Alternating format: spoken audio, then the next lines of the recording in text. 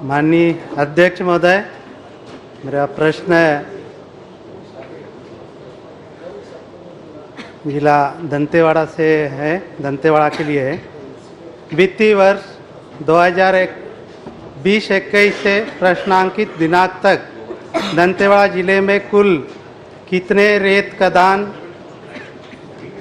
पंचायतों में नीलामी द्वारा लीज पर अनुज्ञप्ति किए गए वर्षवार स्वीकृत खदानों की सूची अनुज्ञप्ति धारक के नाम सहित उपलब्ध करावे।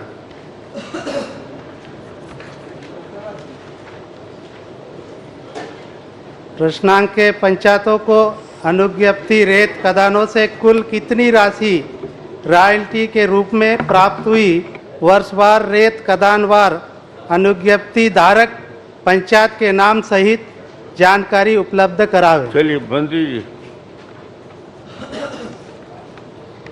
माननीय अध्यक्ष महोदय, माननीय सदस्य ने डीएमएफ संबंधी प्रश्न पूछा है माननीय अध्यक्ष महोदय, और चूंकि रेत जो है माइनर मिनरल में आता है और इनका प्रश्न हो जाए, और इनको अगर कोई उसकी जो जानकारी है उसकी सूची हम उपलब्ध करा देंगे अलग से। चलिए आपको उपलब्ध करा देंगे। और प्रश्न करिए। प्राप्त रॉयल्टी राशि से कितनी कितनी राशि संबंधित पंचायतों जनपद पंचायतों को प्रदान की जानी थी और कितनी कितनी राशि प्रदान की गई, पंचायत जनपदवार वर्षवार जानकारी उपलब्ध करावे। माननीय अध्यक्ष महोदय, ये रेत जो है डीएमएफ का मैंने शुरू में बताया कि ये उससे संबंधित नहीं है। डीएमएफ जो मेजर मिनरल्स हैं जो इनके रॉयल्टी केंद्र और राज्य को जाते हैं वो पुनः वापस आते हैं, जो राज्यों जिलों में आते हैं, जिलों में खर्च करना है। रेत गौड़ खरीद ये माइनर मिनरल है, मेजर मिनरल नहीं है। डीएमएफ का पैसा इसमें जमा नहीं होता, इसलिए इसमें उस प्रकार का कोई काम की जो जानकारी चाह रहे हैं वो नहीं दिया जा सकता। पंचायतों जनपद पंचायतों को प्राप्त रॉयल्टी कितना कितना हिस्सा प्रदान किए गए जाने का प्रावधान है। प्रश्नांक के पंचायतों जनपद पंचायतों को क्या उनके प्रावधानित हिस्से की राशि प्रदान की गई? इसमें डीएमएफ नहीं मिलता। यदि नहीं तो क्यों? इस हेतु कौन अधिकारी जिम्मेदार है तथा उस पर क्या कार्रवाई की गई? रेत में डीएमएफ की राशि नहीं मिलती। माननीय अध्यक्ष मंत्री जी ने डीएमएफ से संबंधित प्रश्न ही नहीं है, फिर भी मैं इनको बताना चाहूँगा कि सदस्य नए हैं, चूँकि ये डीएमएफ फंड जो है जिले में जो डीएमएफ की बॉडी है, जो शासी परिषद होती है, उसके माध्यम से वो तय होता है विभिन्न क्षेत्रों में कि कहाँ कहाँ तय करना है। आप भी अपने क्षेत्र के उसमें सदस्य होंगे, और इसका जिला या जनपद में ऐसा कोई क्राइटेरिया फिक्स नहीं है डीएमएफ का। अध्यक्ष महोदय, जिला खनिज न्यास निधि के व्यय हेतु क्या नियम पूछ ले मापदंड है, नियमावली उपलब्ध करावे। मापदंड बताइए। ये नियमावली बोल रहे हैं माननीय अध्यक्ष महोदय, ये बहुत लंबा चौड़ा है, इनको मैं उपलब्ध करा दूंगा। पूरी नियमावली कॉपी उनको उपलब्ध कराइए। वित्तीय वर्ष 2021-22 से प्रश्नांकित दिनांक तक जिला दक्षिण बस्तर दंतेवाड़ा को जिला खनिज न्यास निधि मद से कितनी कितनी राशि प्राप्त हुई तथा उससे किस किस मद में कितना कितना व्यय किया गया है, वर्षवार मदवार जानकारी उपलब्ध। जिला खनिज न्यास पूछ रहे हैं, रेत का नहीं पूछ रहे हैं।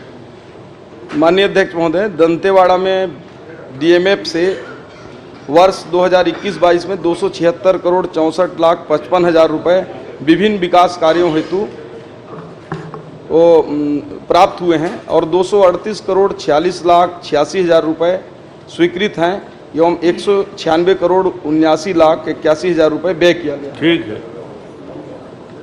चलिए अजय जी, इसी में कोई प्रश्न, छोटा प्रश्न करना है? हाँ बिल्कुल।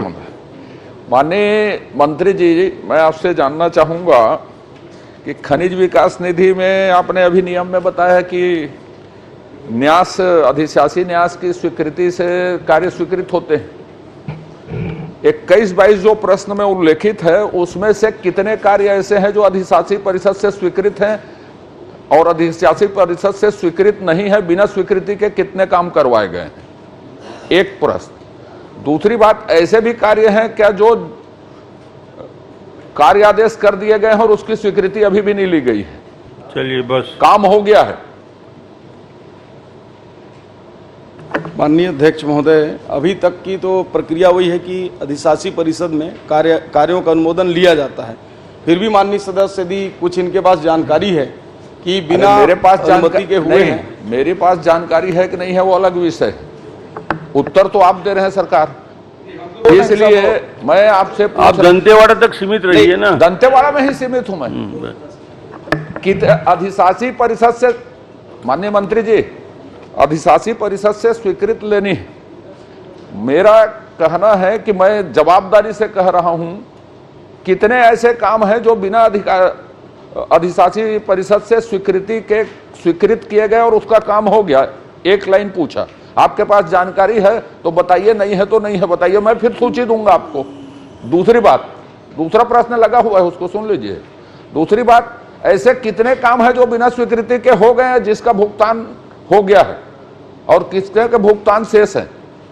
चलिए,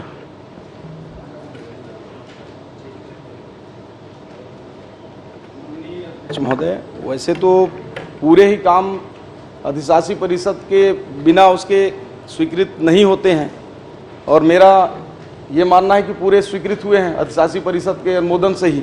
अच्छा, अगर नहीं हुए तो आप यदि मैं आपको सूची दूंगा जो बिना अधिशासी परिषद से स्वीकृत हुए तो आप जांच करवाएंगे क्या उसकी?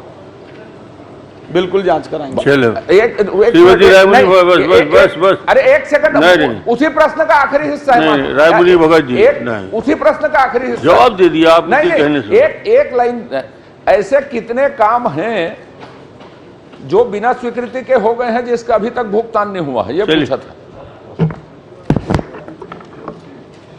ऐसे काम जो बिना स्वीकृति के हो गए हैं और जिसका भुगतान नहीं हुआ है, जानकारी उपलब्ध करा देना। ऐसे जानकारी अभी हमारे पास नहीं है, पर आप ठीक करा देना। रायमुनि भगत जी।